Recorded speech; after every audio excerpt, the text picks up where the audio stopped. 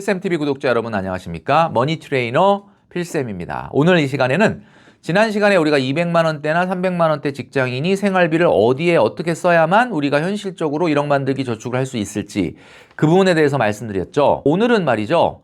자녀를 키우시는 4인 가구에 대해서 이야기해 보려고 합니다. 아마 대한민국에 굉장히 많이 있죠. 자녀를 키우는 4인 가구. 그런데 월급은 400에서 한 500. 그러니까 뭐 한 400만 원 중반? 요런 정도 받으시는 분들이 가구 소득을 어떻게 좀 배분을 해서 그렇다고 저축을 안 할 수는 없지 않습니까? 저축과 소비에 대한 가이드라인을 오늘 필쌤이 드릴 테니까요. 영상을 잘 보시면서 본인의 사례와 한번 맞춰보시면 좋겠다라는 생각이 듭니다. 월급쟁이를 위한 재테크 학습지 제가 계속 말씀드리고 있는데 4주 정도, 4주 완성 프로그램으로 학습지를 보면서 필쌤을 따라서 가벼운 학습지를 풀면서 영상과 함께 재테크의 기초를 배워보는 온라인 컨텐츠입니다. 여러분 그 고정 댓글을 확인해 주시고요. 참가 신청을 해주시면 좋겠다라는 말씀을 드립니다. 이솝우화에 한번 말씀드린 적이 있었는데 개미와 배짱이라는 이솝우화가 있죠. 아마 모르는 사람이 아무도 없을 것 같은데 개미와 배짱이. 개미는 겨울에 먹이를 구할 수가 없기 때문에 여름에 땀을 뻘뻘 흘리면서 창고에 이렇게 먹이를 모아둡니다. 자, 그런데 개미의 이런 이솝우화의 모습과 달리 요즘 개미들은 땀을 뻘뻘 흘리면서 뭔가 먹이를 모으질 않고 땀을 뻘뻘 흘리면서 주식 투자를 있어요. 좀 안타까운데 어쨌든 개미는 겨울에 먹이를 구할 수 없을 거라고 생각을 해서 그렇게 하는 겁니다. 자, 그런데 배짱이는 어떻게 하냐? 배짱이는 그냥 뭐 자기 먹는 먹이 말고는 뭐 이렇게 저축을 하거나 이러질 않아요. 그러니까 뭐 사람들이 보기에는 그냥 맨날 노는 것처럼 보였던 거죠. 그런데 문제는 이 곤충들도 여러분 아시겠지만 정확히 생애 주기를 알고 있다. 그러니까 개미는 겨울에 먹이를 구할 수 없다라는 자기 생애의 계절이 바뀐다는 것을 정확하게 알고 있는 거고, 배짱이는 왜 놀았을까 하고 이솝우화에서는 상당히 좀 안 좋은 모델이었는데 사실은 알고 보니까 배짱이는 한해살이 곤충이었더라고요. 한해살이 곤충. 이게 무슨 얘기냐면 겨울을 알로 동면을 하는 거야. 그럼 무슨 얘기냐면 알로 겨울을 나고 봄에 태어나서 한 해 살고 죽는 거야. 알 낳고 죽는 거예요. 그러니까 배짱이도 자기 라이프 스타일, 라이프 사이클을 너무나 잘한 거야. 생애 주기를 너무나 잘 알고 있는 거예요. 그러니까 나는 뭔가 미래를 위해서 모아둘 필요는 없구나. 이렇게 아니까 개미같이 그렇게 미리 저장을 할 필요는 없었던 거죠. 그러니까 저는 이걸 보고 안 게 뭐냐면 곤충들도 자기의 생애 주기를 정확하게 알고 있구나. 그러니까 제가 한번 말씀드린 적이 있잖아요. 생애 주기. 우리 중학교 3학년 사회책에 나오는, 그죠? 부모님 지원을 받고 성장기에는 소득보다는 소비가 크고 대부분 부모님 지원으로 살아가는 거고, 노후에 일 못하게 됐을 때는 마이너스 인생이다. 소득보다 소비가 크다. 이러잖아요. 그 마이너스를 우리가 극복할 수 있는 시기가 지금밖에 없다. 뭐 이게 이제 우리 생애 주기를 가리킨 거예요. 아니 개미하고 배짱이도 자기 생애 주기를 알고 그거에 맞춰서 대비를 하는데 이걸 안 한다라고 하면은 말이 안 되는 거 아니겠습니까? 자, 그래서 4인 가구다 그러면은 진짜 빡빡할 것 같죠, 그죠? 엄청나게 아이 키우는데 돈 많이 들어가고 그다음에 또 저축도 하긴 해야 되는데 노후 준비해야 되는데, 왜냐하면은 개미하고 배짱이도 자기의 생애 주기를 정확하게 아는데 4인 가구 가장이 그걸 모를 리는 없잖아요. 그러니까 노후 준비를 해야 되는데 저축과 소비를 잘 배분하려고 하다 보니까 교육비가 많이 들어가는 거예요. 그러니까 이거 어떻게 배분을 해야 될지 너무 헷갈린다. 자, 오늘 그래서 말씀드리겠습니다. 제가 딱 보여드리는데 450만 원을 벌어들이는 4인 가구다라고 하면 135만 원은 저축을 해야 됩니다. 이게 30%거든요. 진짜 30% 이 정도는 저축을 해야 돼요. 그러니까 아까 개미와 배짱이도 자기 생애 주기에 맞춰가지고 준비를 한다 그랬는데 그러면 남는 돈이 얼마냐? 315만 원 갖고 한 달을 살아야 되는 거예요. 315만 원. 자, 그럼 이걸 어떻게 할 거냐? 첫 번째는 교통비입니다. 4인 가구 중에서 또 앞으로 4인 가구가 되실 분들이 있으니까 교통비가 중요해요. 왜냐하면 4인 가구에 아이가 2명이다 그러면 100% 차를 뽑으려고 합니다. 뭐 1인 가구 때는 어떻게 참았다고 치고, 그러면 이 교통비가 얼마가 돼야 되냐면 잘 들으세요, 여러분. 315만 원 갖고 135만 원 저축하고 315만 원 갖고 생활을 해야 돼, 4인 가구가. 그러면 교통비가 31만 원 넘으면 안 됩니다. 이게 7%입니다. 31만 원으로 교통비가 커버되려면 어떻게 자동차를 뽑지? 그러니까 무조건 소형차가 돼야 돼요. 소형차. 그러니까 이 여기서 말하는 소형차는 어떤 소형차야? 할부금 안 나가는 컨디션의 소형차가 돼야 되는 거예요. 그러니까 뭐 중고차가 될 수도 있고 하여튼 그래야 31만 원으로 교통비가 어찌어찌 된다 이거예요. 근데 이거 넘어가잖아요. 그럼 바로 뭐가 문제가 되느냐? 135만 원 소득의 30% 저축은 그냥 물 건너 간다 이렇게 보시면 돼요. 물 건너 가도 돼요, 여러분? 물 건너 가도 되면 그냥 뭐 소렌토나 이런 거 새 차 뽑으셔도 돼요. 근데 물 건너 가면 안 되는 이유가 뭐예요? 아까 제가 얘기했잖아요. 개미와 배짱이도 지금 자기 생애 주기에 맞춰가지고 준비를 하고 있다고. 4인 가구가 135만 원이 저축이 안 된다. 소득의 30%가 저축이 안 된다. 그러면 안 된다니까요. 그러려면 제가 말씀드리는 이 교통비 31만 원이 돼야 된다는 거예요. 어떻게든 돼야 된다. 제가 왜 이렇게 교통비를 붙잡아 매려고 하느냐? 교육비 때문에 그래요. 교육비 때문에 그래요. 자녀가 2명인데 교육비 안 들어갈 수 없잖아요. 교육비와 교통비 중에 하나는 포기해야 돼. 그러니까 교육비도 포기 못하고 교통비도 나는 그냥 제네시스 타야 되겠다. 안 되는 거예요, 그러면. 그러니까 교육비와 교통비 중에 어떤 거 포기하실래요? 어떤 거? 교육비는 포기할 수 없잖아요. 아이 2명인데 학원 안 보낼 수 없잖아요. 자, 그래서 제가 31만 원의 가이드라인을 드린 거예요. 자, 두 번째, 교육비입니다. 이게 참 문제인데, 교육비. 2인 가구에 450만 원 소득이다. 아이가 이제 초등학교, 중학교 이렇게 다니는 가정이에요. 어떻게? 한 달에 90만 원은 교육비로 씁니다. 이 90만 원보다 안 쓸 수 있을 것 같아요. 여러분, 현실적으로. 그죠? 교육부 장관님, 이 영상을 혹시 보신다면 90만 원 이상 안 쓰고 이게 안 된단 말이에요. 90만 원이 뭐야? 뭐 100만 원, 200만 원 더 쓰는 분도 있죠. 근데 이제 그거는 정말 450만 원 상황에서는 안 되는 거고 90만 원 미만이 돼야 된다. 자, 그러면 90만 원이라고 하는 어쩔 수 없는 필수적인 교육비를 쓰기 위해서 앞으로 교통비 어떻게 해야 된다? 31만 원으로 막으셔야 된다. 그런 얘기인 거예요.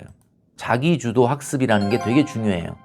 물론 요즘은 공부만이 미래를 결정하지 않아. 꼭 공부로 가지 않는 친구들도 많아요. 그러니까 뭐 예를 들면 예체능으로 가기도 하고 꼭 예체능 아니고 공부 아니라 하더라도 또 자기 길을 가는 사람도 있어.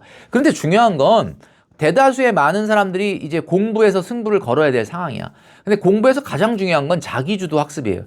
초등학교, 중학교 때 자기가 스스로 시키지 않아도 뭔가를 1시간이라도 할 수 있는 능력을 키워주는 게 중요해요. 근데 학원 보낸다는 게 뭐예요? 학원 보낸다는 게 공부 학력은 조금 학원 안 간 거보다 나을 순 있으나 자기 학습, 주도 학습 능력을 사실은 희생시키는 거예요. 그러니까 이게 참 독이 될 수도 있어요. 그러니까 너무 사실 학원에만 맡기면 그냥 어찌어찌 따라가면 애가 따라가 주면은 땡큐인데 안 따라가 주면은 나중에 자기 주도 학습 능력은 완전히 상실되는 거예요. 그러니까 학원 보낼 때 자녀들하고 대화를 많이 하셔야 돼요. 그러니까 초등학생이니까 그냥 엄마가 시키는 대로 해 이러지 말고 진짜 앉혀놓고 대화를 해서 야, 요게 도움이 되겠니? 안 되겠니? 이게 진짜 의견을 많이 물어보고 대화를 하셔야 된다. 교육비 90만 원. 지나친 교육비는 미래 자녀의 4대 스펙을 위협하는 겁니다. 교육비를 많이 쓰면 미래 자녀의 4대 스펙을 위협하는 거다. 이게 무슨 말이냐? 여러분, 결혼할 때, 우리 자녀들이 나중에 결혼할 때 4대 스펙이라는 거 있습니다. 4대 스펙 뭐예요? 4대 스펙 뭐예요? 첫 번째, 직학희집이라는 게 있어요. 직학희집. 이거 처음 들어보셨죠? 직학희집. 이게 뭐야? 직업이 뭐냐? 학벌이 어떻게 되냐? 키는 외모를 얘기하는 거예요. 외모. 집이 뭐야? 직학희집 중에 직은 직업, 학은 학벌, 키는 외모, 집은 뭐야? 집안이죠, 집안. 여기서 말하는 집안이 뭐야? 부모님 노후 준비가 돼 있냐? 이게 지금 4대 스펙 중에 하나야. 근데 여러분이 만약에 제 경고를 무시하고 90만 원보다 더 많은 돈을 자녀 교육에 쏟아붓게 되면 자녀는 자기주도 학습 능력 상실되고요. 그 다음에 여러분들 노후는 그냥 망하는 거야. 힘들어지는 거야. 그럼 어떻게 돼? 나중에 4가지 스펙 중에 직업, 학벌, 외모 이 말고 마지막 4대 스펙인 부모님 노후 준비 돼 있냐? 안 돼 있는 거야. 그러면 여러분들 자녀의 스펙 하나를 갉아먹는 거예요.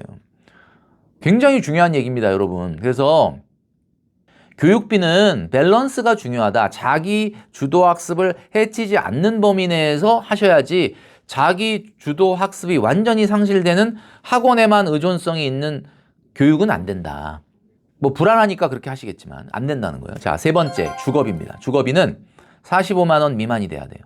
몇 프로냐면 10%입니다. 소득의 10%. 이게 왜 그러냐? 지금 제가 세 가지 말씀드렸죠. 교통비 31만 원, 교육비 90만 원, 주거비는 45만 원. 여기서 말하는 주거비는 주택담보대출 이자도 포함하고 있고요. 그리고 뭐예요? 전세자금대출이잖아. 월세도 포함하고 있는 거예요.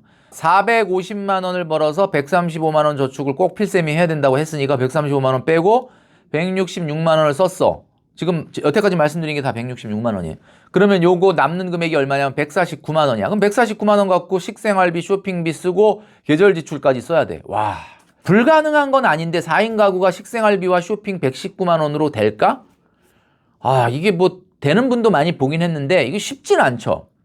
그러니까 결국 어떻게 되냐면 제가 아까 주거비 얘기한 45만 원 미만 있죠. 45만 원을 주거비가 아니라 요걸 비용이 아니라 주담대 같은 경우는 제가 뭐라고 말씀드리고 싶냐면 주담대 원금은 저축으로 인정을 합니다.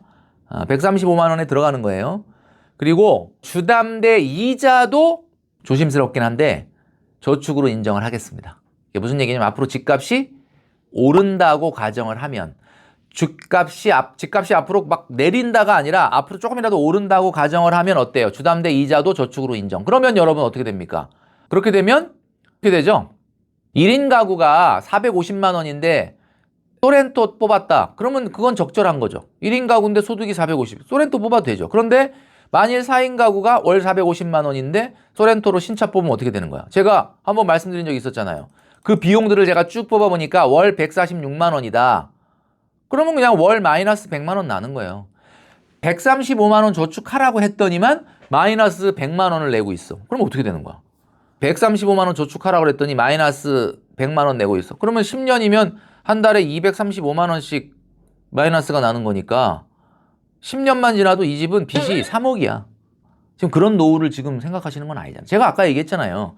여러분들이 제가 지금 말씀드리는 저축과 소비의 가이드라인을 안 지키면 뭐 당장이야 문제 없겠지만 중요한 건 뭐야? 중요한 거는 그냥 소렌토 뽑으면 신차로 뽑고 교육비 그냥 한 200만 원 쓰고 이러면 어떻게 된다는 거야? 그러니까 10년 후면 마이너스 3억이 될 수도 있다라는 얘기고 그렇게 되면 우리 자녀의 4대 스펙 제가 말씀드렸죠. 부모님 노후 준비 안 돼 있다. 이런 상황이 될 수가 있다라는 거죠. 아 이미 샀는데 어떡하란 말이냐.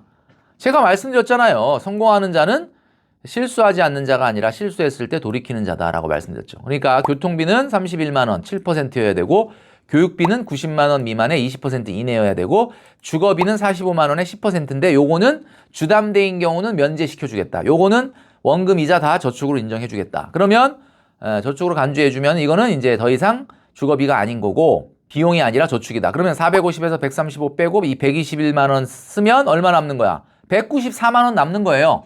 그럼 194만 원 가지고 식생활비, 쇼핑비 164만 원. 이 충분하죠, 이제.